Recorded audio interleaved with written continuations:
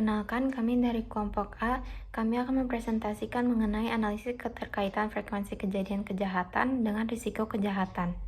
Lalu ada anggota kelompok, yaitu saya, Aurelia Natasha, lalu ada Fione, Joe, Clifton, dan Marvel. Latar belakang. Kejahatan merupakan masalah sosial yang signifikan di Indonesia, dengan dampak terhadap keamanan dan kualitas hidup masyarakat. Frekuensi kejadian dan risiko kejahatan berbeda-beda di tiap wilayah dan dipengaruhi oleh faktor ekonomi, sosial, serta efektivitas penegak hukum. Penelitian ini bertujuan menganalisis keterkaitan antara frekuensi kejadian kejahatan dan risiko kejahatan berdasarkan data tahun 2020 sampai 2022, guna memberikan wawasan bagi perumusan kebijakan keamanan yang lebih efektif dan tepat sasaran. Lalu ada frekuensi kejadian kejahatan. Data yang sudah ditampilkan sebelumnya akan dilakukan analisis terhadap angka kejahatan di Indonesia pada tahun 2020 hingga tahun 2022. Selain itu, akan dibandingkan pertumbuhan frekuensi kejadian kejahatan di berbagai wilayah di Indonesia selama periode tertentu. Berikut merupakan penyajian data dari tabel jumlah kejahatan yang dilaporkan menggunakan stack bar chart. Terdapat lonjakan signifikan dalam frekuensi kejadian kejahatan dari tahun 2021 ke 2022, khususnya di Jawa Barat, Jawa Tengah, Jawa Timur, di Yogyakarta, dan Bali, dengan peningkatan hingga hampir 300% di Jawa Barat.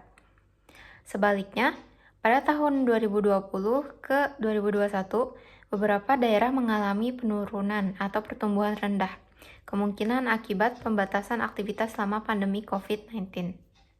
Kemudian ini adalah dua data yang kami gunakan. Ini adalah dua data yang kami uji. Yang pertama adalah jumlah kejahatan yang dilaporkan dari kepolisian dari tahun 2020 sampai 2022. Kemudian data yang kedua adalah data tentang risiko penduduk terkena kejahatan per 100.000 penduduk yang dilaporkan dari tahun 2020 dan juga 2020 sampai 2022.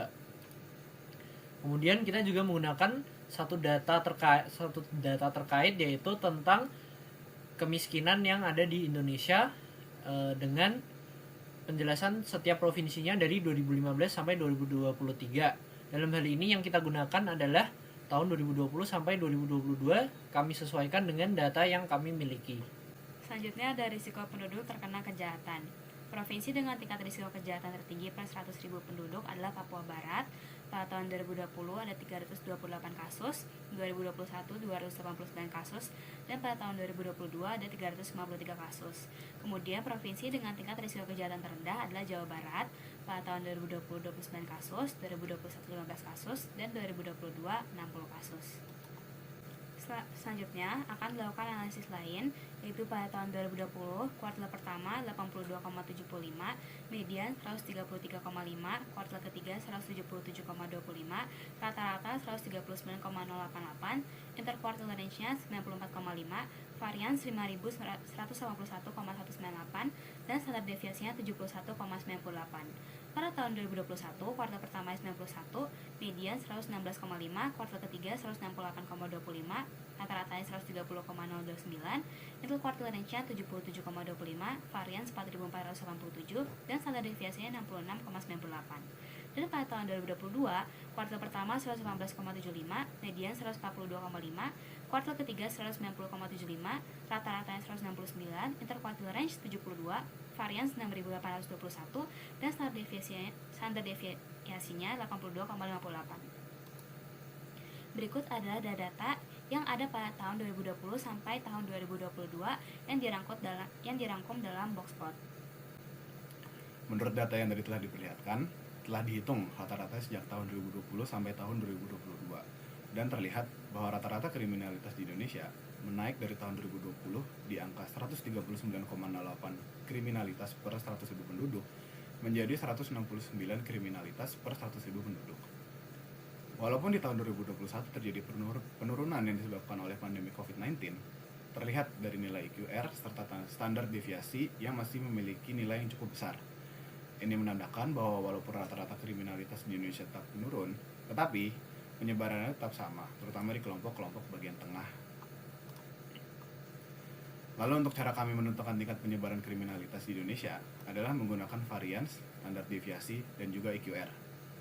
Berdasarkan hitungan kami, pada tahun 2020 dan tahun 2021, penyebaran kriminalitas relatif merata antar provinsi. Tetapi pada tahun 2022, rata-rata kriminalitas yang menaik disertai dengan lonjakan varian di angka 6.821 dan juga standar deviasi di angka 82,75, menandakan ada beberapa provinsi dengan tingkat kriminalitas yang sangat tinggi. Provinsi-provinsi seperti Sulawesi Utara, Papua Barat, dan Metro Jaya menjadi outlier positif serta menjadi penyumbang utama kenapa terjadinya ketimpangan tersebut. Kemudian kita masuk ke hubungan tingkat kriminalitas dengan data kemiskinan yang ada di Indonesia. Dalam hal ini kita menghubungkan dengan tingkat kemiskinan yang ada di Indonesia dari data yang ada.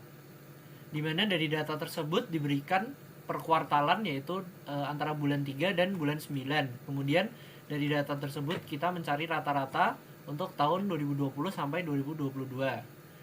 Dan menggunakan metode Pearson kita mendapatkan hasil korelasinya dan didapat bahwa antara X1 yang sebagai variabel X1 adalah persentase kemiskinan dan variabel Y yaitu risiko kejahatan didapatkan nilai korelasinya adalah minus 0,215, di mana artinya adalah ada hubungan negatif yang lemah, yang mana berarti bahwa makin tinggi kemiskinan risiko kejahatan justru cenderung turun sedikit. Kemudian untuk variabel X2 yaitu jumlah kegiatan yang dilaporkan, dan antara X2 dan Y nilai korelasinya adalah 0,230, di mana berarti ada hubungan positif lemah, di mana yang dapat diartikan bahwa semakin banyak kegiatan dilaporkan, risiko kejahatan sedikit lebih meningkat. Kemudian antara X1 dan X2 di mana nilai korelasinya adalah minus 0,188, di mana artinya bahwa ada hubungan negatif yang lemah. Dan dapat dinilai bahwa semakin tinggi kemiskinan akan sedikit menurunkan jumlah kejadian yang dilaporkan.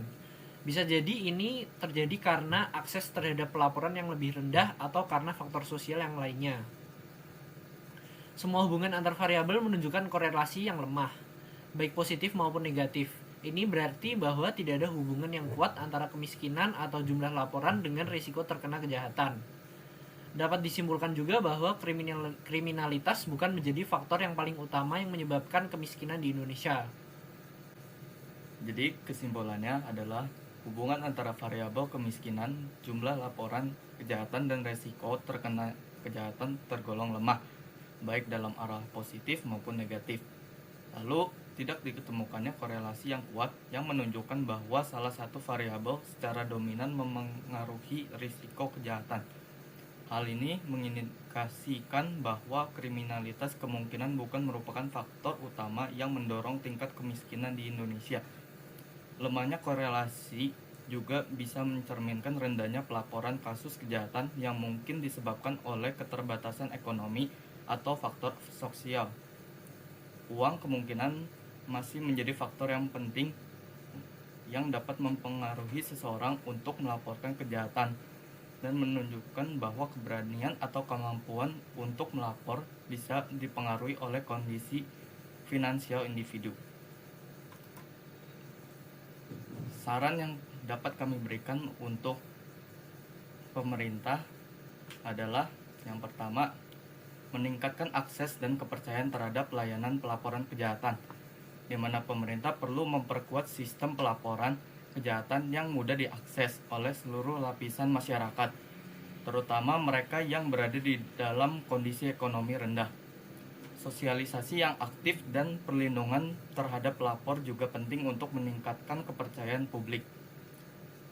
Yang kedua, memberikan insentif atau bantuan hukum bagi masyarakat yang kurang mampu. Dukungan hukum atau bantuan sosial bagi masyarakat yang menjadi korban kejahatan dapat mendorong mereka untuk melaporkan kasus yang dialami, sehingga data yang diperoleh lebih akurat dan representatif. Yang ketiga, integrasikan data sosial dan kriminal untuk kebijakan yang lebih tepat sasaran. Pemerintah dapat mengembangkan kebijakan berbasis data dengan menggabungkan informasi kemiskinan dan kriminalitas. Ini memungkinkan intervensi yang lebih spesifik dan efektif di daerah-daerah rentan. Selanjutnya, pemberdayaan ekonomi dan sosial sebagai strategi pencegahan kriminalitas. Karena kemiskinan tidak secara langsung berkorelasi dengan resiko kejahatan, pemerintah dapat fokus pada program pemberdayaan masyarakat, pendidikan, dan penciptaan lapangan kerja untuk mencegah kejahatan secara jangka panjang. Dan yang terakhir adalah evaluasi dan reformasi prosedur penegakan hukum. Evaluasi terhadap efektivitas penanganan kasus kejahatan serta transparansi proses hukum akan meningkatkan kualitas perlindungan warga negara dan memberikan rasa aman yang lebih luas. Sekian hasil analisis dari kelompok kami terkait frekuensi kejadian kejahatan dengan resiko kejahatan per 100.000 penduduk yang dikaitkan dengan tingkat kemiskinan di Indonesia. Sekian dan terima kasih.